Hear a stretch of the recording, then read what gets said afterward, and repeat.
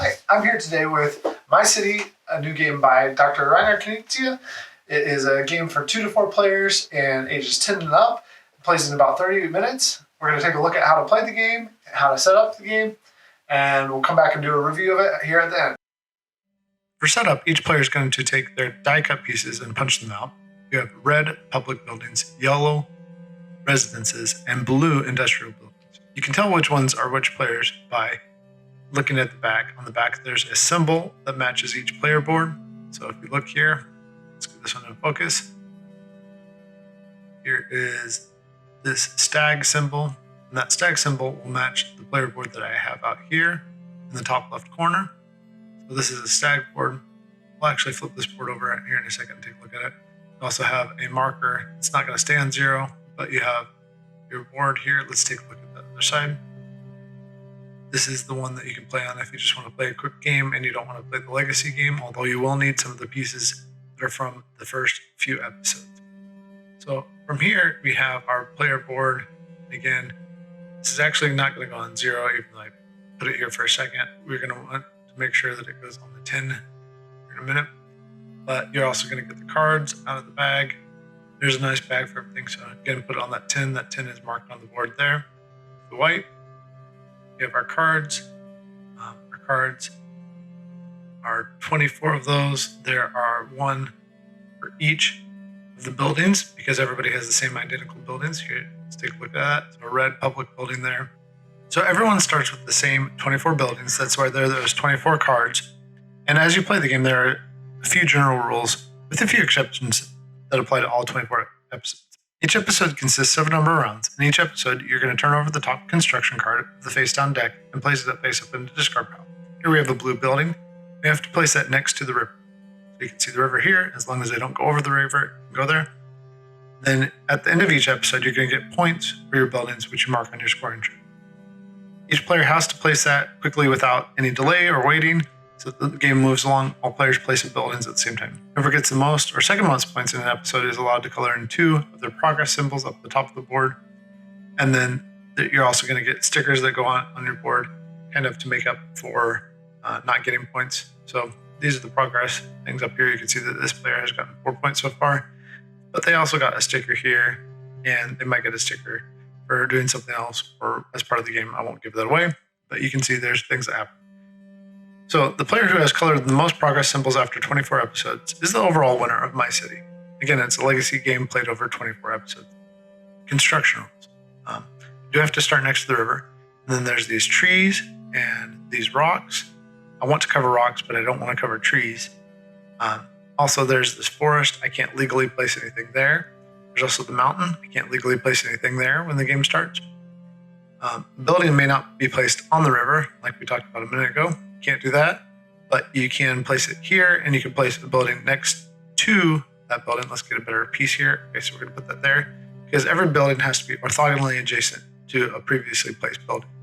So let's look here. Where else might I want to place something?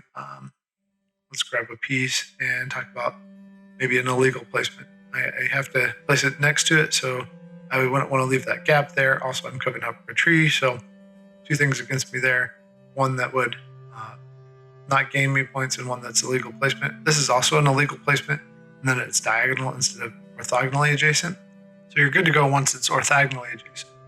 The thing that I've said before that you want to be aware of is not covering up the single trees on the map, because you want to get 1 point for each of those that you can see. If you cover the rocks, though, that's good because you lose a point if you can see those at the end. You also need to be aware of open squares. So let's set this up so we can see an open square. That's a legal placement, and this would be a legal placement next to the river there. But we've left 1 green square open, which would be 1 negative point at the end of the episode. Once a building is placed, it can't be moved.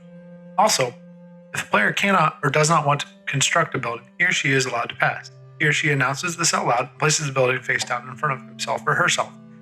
He or she then has to move the scoring token 1 step backward. In other words, you're losing a point on the scoring track. Also, you can end your participation in an episode. After turning over a construction card, each player is always allowed to decide whether to end his or her participation in the episode. He or she announces this out loud and turns the unconstructed building over. When he or she does this, the player does not lose any points on the scoring track. He or she only loses a point if he or she passes but stays in the episode. Let's go ahead and take a look at what would happen at the end of either a single game or at the end of an episode. There are 24 episodes in the Legacy game.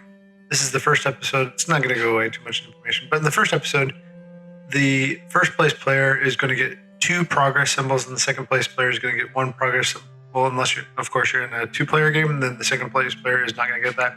The other players will get stickers. They're going to go out on the board, and that's just based on the scoring of it.